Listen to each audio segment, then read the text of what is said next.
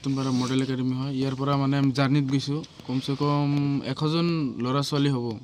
প্ৰত্যেক পাৰজনৰ পৰা 600 টকাকৈ ফিজ লৈছে।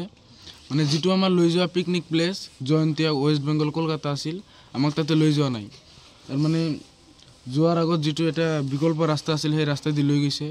লৈ যোৱাৰ পিছত এখন ছাৰনি কয় ইয়াতে ৰাস্তা বেয়া, বাছটো মানে নাযায় আৰু। পিছত তাত আমি লোকেল মানুহক সুধিলোঁ যে এইদি বাছ চলাচল কৰা হয় নেকি? কয় যে এইদি শিলিগুৰিৰ বাছ আপ ডাউন কৰা হয়। পিছত ছাৰসকলে কয় যে এইদিতো গাড়ী লোৱা নাযাব। পিছত আমি ক'লোঁ যে নহয় ছাৰ, এইদি লোকেল মানুহ কৈ আছে বাছ বোলে আপ ডাউন কৰে, ডাঙৰ গাড়ী চাড়ী আপ ডাউন কৰে। পিছত ছাৰ আমাক কয় যে তহঁতৰ বাপৰ বাছ নেকি? এনেকৈ বেয়া বিহেভ কৰি তাৰপিছত ঘূৰাই লৈ আহিছে। তাৰ পৰা ঘূৰাই লৈ আহিছে।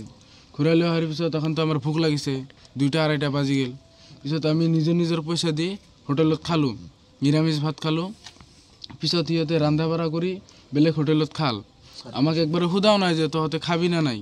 সেনেকৈ আমাক থৈ সিহঁতে খাই সেনা যখন আমি আহিলোঁ, ৰাস্তাত বহুত কেঁচাল টেচাল হৈছে। আমি স্কুলত তাতে উপস্থিত হোৱাৰ পিছত কমচে কম আৰু 20জনমান সৰু ল'ৰা ছোৱালী আছিল।